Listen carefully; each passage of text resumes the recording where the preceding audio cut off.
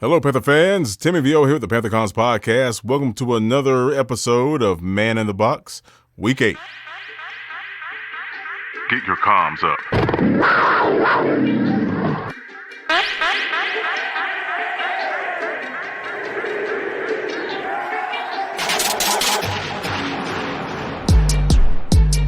Panther Comms podcast with Timmy VO. So, of course, there's no need to really dive into details of the Indianapolis Colts game. There was a lot of blue seats, and there were a lot of horseshoes running around that stadium. Apparently, Tepper,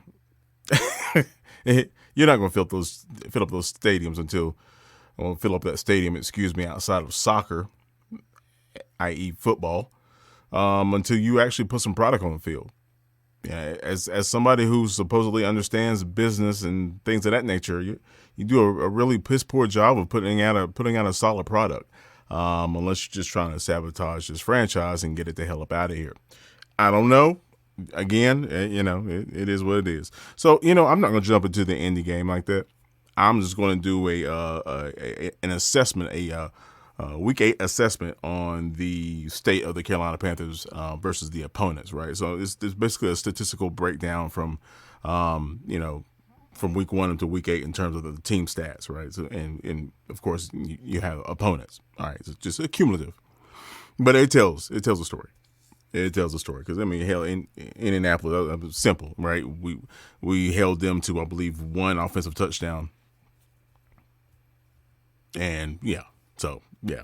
Anyway, so the Carolina Panthers on the season so far, we have 161 total first downs. We are beating our opponents by 5. We're getting first downs, or we're taking advantage of opportunities, quote unquote, in terms of moving the ball, so to say. Yeah. 49 of those were were rushing. 91 were passing, and 21 of those were by penalties by the opposing team. Oh wow, that's sad. That's sad. Okay, our third down conversions, we're getting 46 out of 115. It's all right. Fourth down conversions were 7 of 17, and so far as a total offensive yards as a total, we have 2,267. Our opponents are accumulated on average 2,480. So yeah. That's what we're dealing with. Now here comes the bad part, folks. In terms of our offense, and this is a direct correlation to why we can't win football games, in terms of putting up points. We have ran 536 plays. It was just not ran, but we have executed 536 plays, and I use the word executed lightly, with an average of 4.2 yards. Okay. Total rushing yards on the season so far. We haven't broke 1,000. We haven't broke 800. Hell, we haven't even broke 775 yet. We're sitting at 770. Total rushing yards over 8 weeks. Our opponent, well over 1,000 yards. And this is going to smack you in the old scrotum right here, folks. Rushing. We have 196 rushing plays for an average of 3.9 yards. Yes. For an average of 3.9 yards over 8 weeks. Our opponents, plural, rushing yards 238 for 4.4 yards. Yeah, you can't protect your quarterback if you can't run the football. We've been one dimensional for a while. Go back and look at how many passing first downs we had alone, right? So yeah, that's where we are with that. Now, total passing yards, we have 1,743. Our opponents are up to 1,426. And obviously with Bryce, even with our offensive line, he's producing basically. And of course, you got to throw Andrew Dalton in there. Andy Dalton, excuse me. You got to throw him in there because he played a full game, but.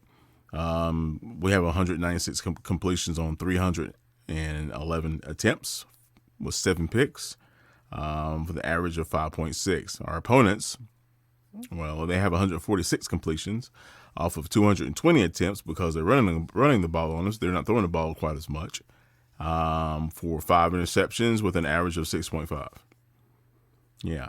Now hold on to your horses, folks. Here's another example on why we can't win games, which ties into running the football again.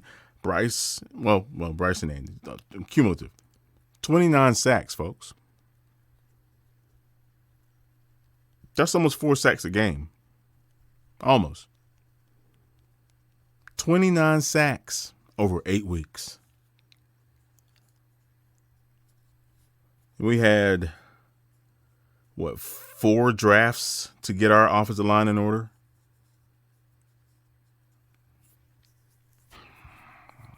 Yeah, whatever. Our opponent, 17 sacks for our opponent.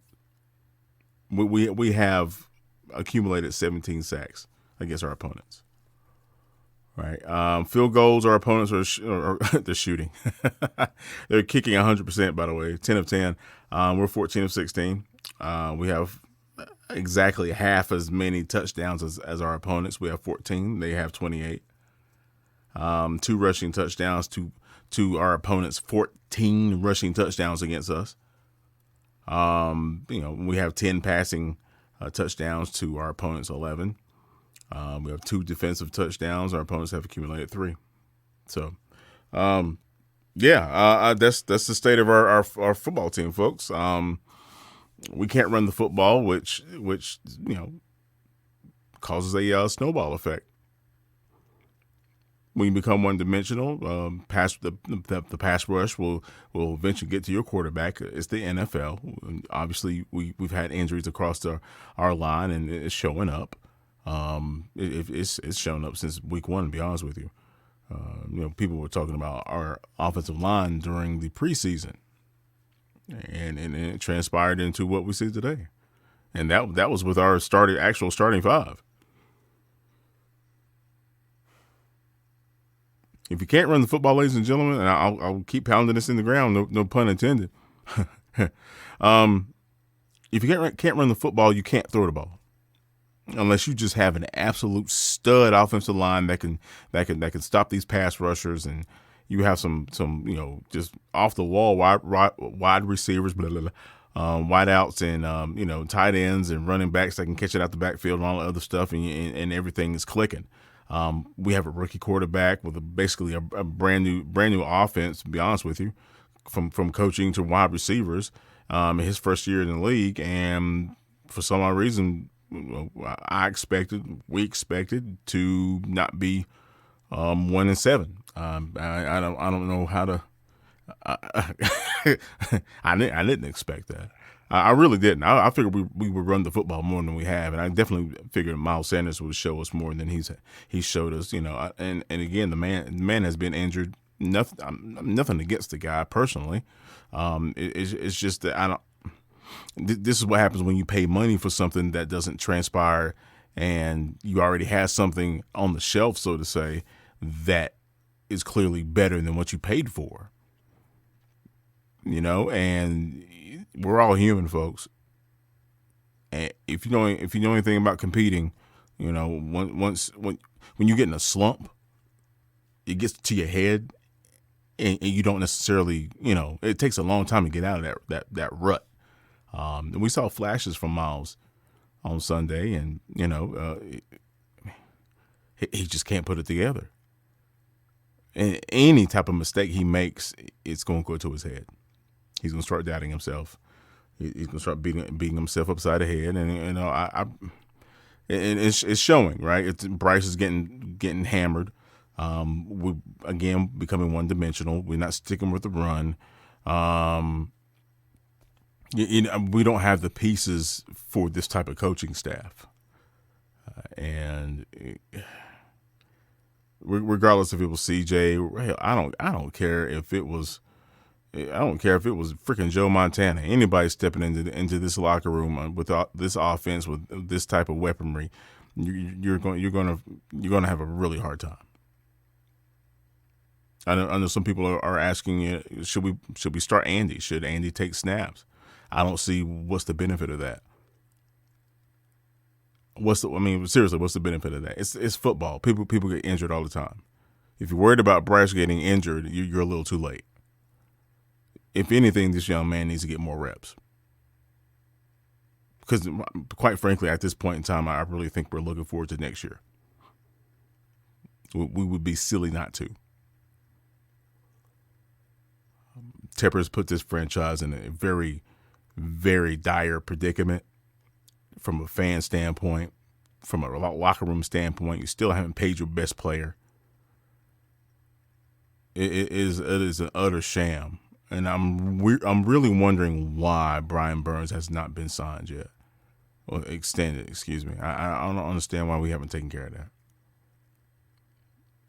That makes absolutely no sense to me.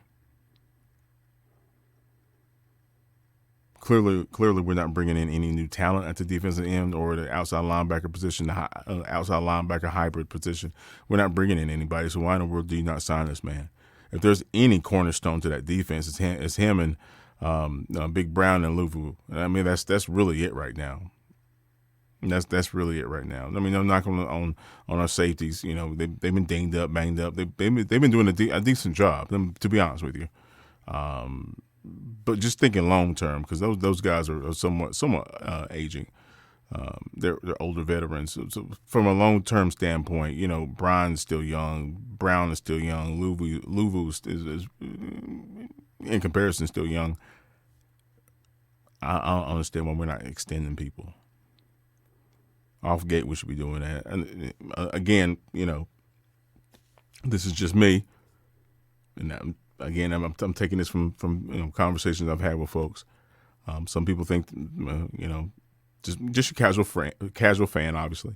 Some people think that, you know, this is a sign that the front office is getting ready to get shaken up, and okay.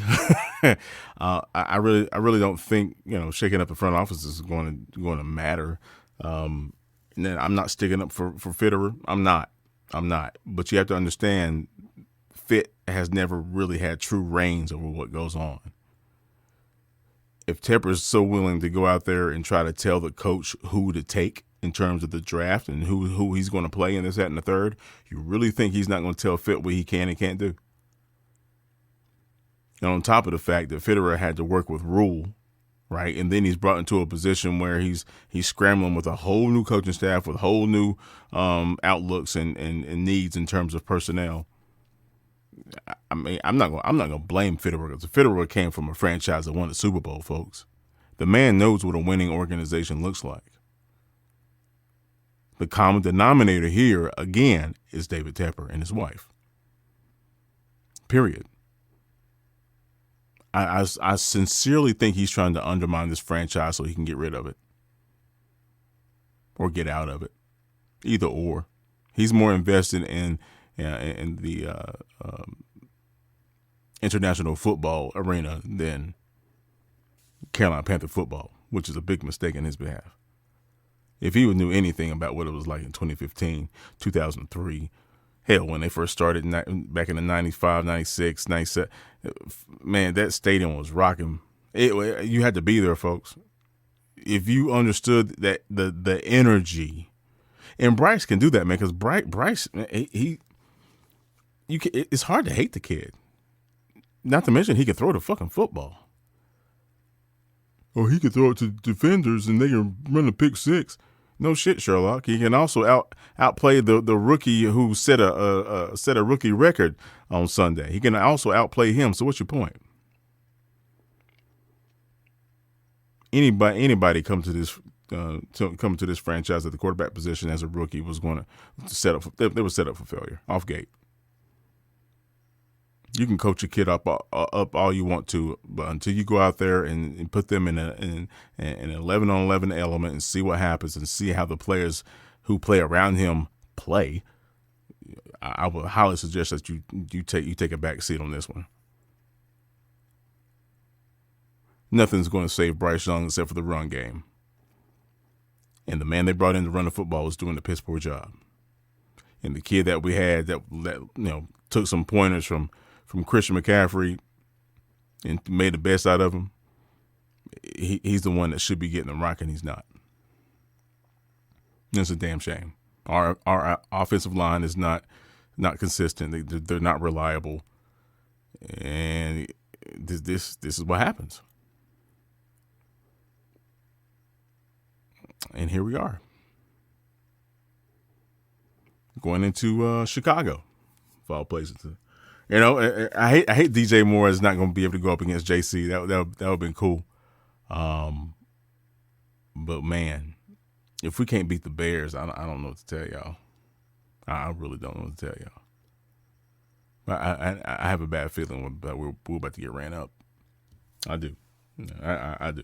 But anyway, so, you know, hey, it is what it is, man. You know, Carolina Panther fans, we're always going to keep pounding.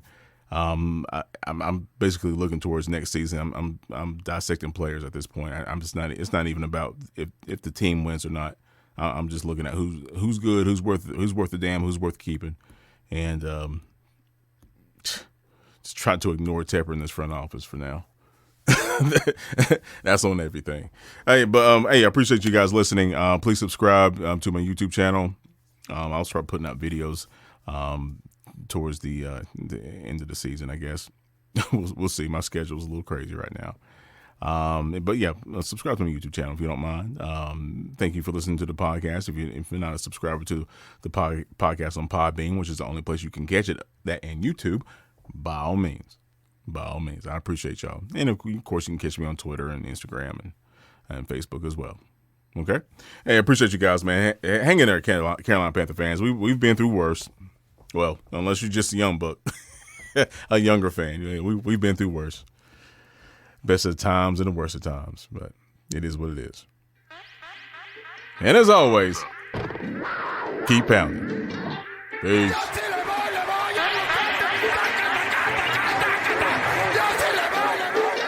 Keep your comms up.